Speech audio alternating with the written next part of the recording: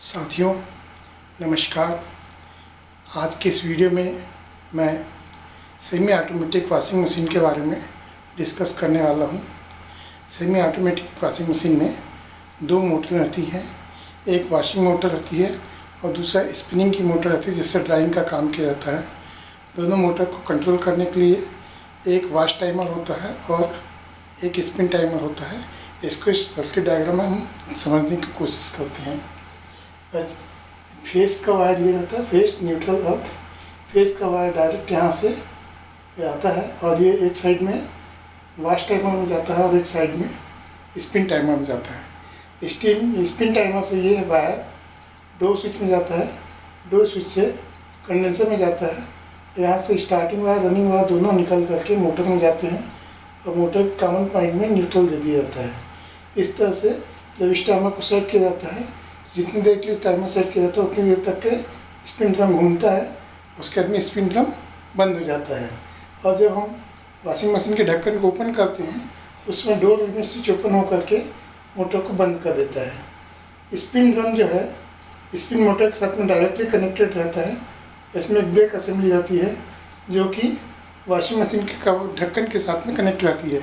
जैसे उसका cover open करते हैं तो डोर स्विच से मोटर बंद होती है, इस ब्रेक से स्पिन ड्रम घूमना बंद हो जाता है। ये सेफ्टी फीचर है। उसी तरह से वॉश टाइमर जो होता है उसमें से 2 पॉइंट आउटगोइंग निकलते हैं। इन 2 पॉइंट को स्टार्टिंग वाइंडिंग और रनिंग वाइंडिंग में दिया जाता है और उसी तरह से कंडेंसर जो रहता है उसको स्टार्टिंग और रनिंग वाइंडिंग में एक पॉइंट दिया जाता है। वॉश टाइमर को जितनी देर के लिए सेट करते हैं उतनी देर तक के वॉश टाइमर एक बार इस लाइन में सप्लाई देता है, एक बार इस लाइन में सप्लाई देता है। इस तरह से ये वॉश मोटर जो है फॉरवर्ड डायरेक्शन में चलती है 5-10 सेकेंड, फिर उसके बाद 5 सेकेंड रिवर्स डायरेक्शन में चलती है, फिर फॉरवर्ड डायरेक्शन में चलती है, फिर रिवर्स डायरेक्शन में चलती है।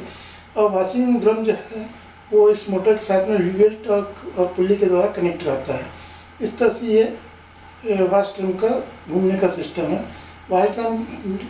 वॉशिंग टाइमर का जब टाइम ख़त्म हो जाता है तो ये वाला पॉइंट 4th नंबर में टच हो जाता है, जिससे बजर में कनेक्शन रहता है और बजर बजना चालू होता है, जिससे हमको पता चल जाता है कि वॉशिंग कंप्लीट हो गई है। इसमें मुख्य रूप से जो कंपोनेंट लगे जाते हैं उनके लिस्ट ये है।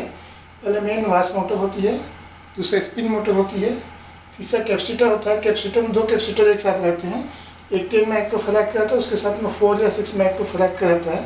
तो 10 माइक्रोफैराड का कैपेसिटर जो होता है मेन वॉश मोटर के साथ काम करता है और 6 माइक्रोफैराड का कैपेसिटर स्पिन मोटर के साथ काम करता है। स्पिन टाइमर रहता है जो कि नॉर्मली 15 मिनट का रहता है, किसी में 30 मिनट्स तक का भी आता है।